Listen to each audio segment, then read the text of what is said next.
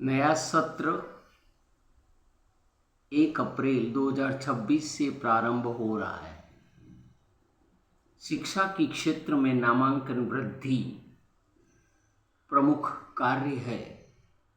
सत्रारंभ के दिनों में अब नामांकन बढ़ाने के लिए हमें क्या करना चाहिए? पहले तो हाउस होल्ड सर्वे हो ही रही है। जो बच्चे वंचित हैं उनको विद्यालय से जोड़ना है। इसके साथ साथ अभिभावकों को अवेयर करना है। कोई बच्चा शिक्षा से, नामांकन से वंचित न रहे, इसके लिए हमें क्या करना है? इसके लिए हमें गवर्नमेंट की स्कीम्स, शिक्षा विभाग की योजनाएं, राज्य सरकार की योजनाएं, केंद्र सरकार की योजनाएं से अवगत करवाना है। अभिभावकों में जागरूकता आएगी। फिर तुलनात्मक अध्ययन बताना है कि राजकीय विद्यालयों में स्टैंडर्ड काफ़ी ऊंचा है। अभिभावकों की मानसिकता सरकारी विद्यालय की ओर रुझान हो, इस प्रकार का प्रदर्शन करना है। हम पढ़ाने के लिए, अधिगम करवाने के लिए, शिक्षण करवाने के लिए तत्पर हैं।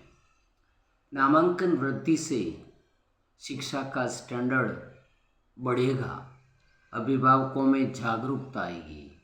योजनाओं से, हमारे अधिगम से उनको पर्याप्तता प्राप्त नहीं होगी। इसके लिए हमें यह भी बताना है कि बालकों का भविष्य शिक्षा से किस प्रकार जुड़ा हुआ है। यानी शिक्षा का उद्देश्य और बालक के जीवन का उद्देश्य, जीवन जीने की कला का उद्देश्य, शिक्षा का महत्व और शिक्षा की शक्ति से अवगत करवाना है। अभिभावक ये मानसिकता बनाते हैं कि क्या उद्देश्य है, तो उद्देश्य के बारे में स्पष्ट करना है। यानी बालकों को हमारे सरकारी विद्यालयों की ओर आकर्षित करना है।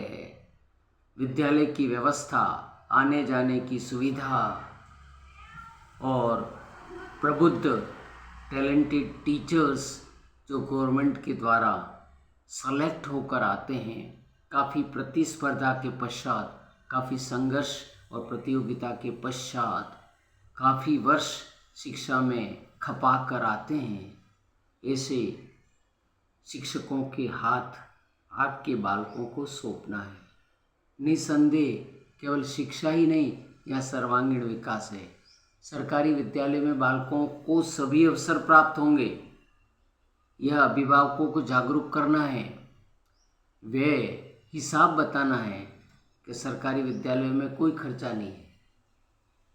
50,000 में तो बालक MA, MEd, PhD कर लेगा। सरकारी विद्यालय में इतनी सुविधा है, स्कॉलरशिप की सुविधा है, सारी प्रकार की सुविधा हैं, जिससे बालक का न केवल शैक्षणिक स्तर बढ़ेगा, बल्कि उसकी हुनर, उसकी कौशल का भी विकास होगा।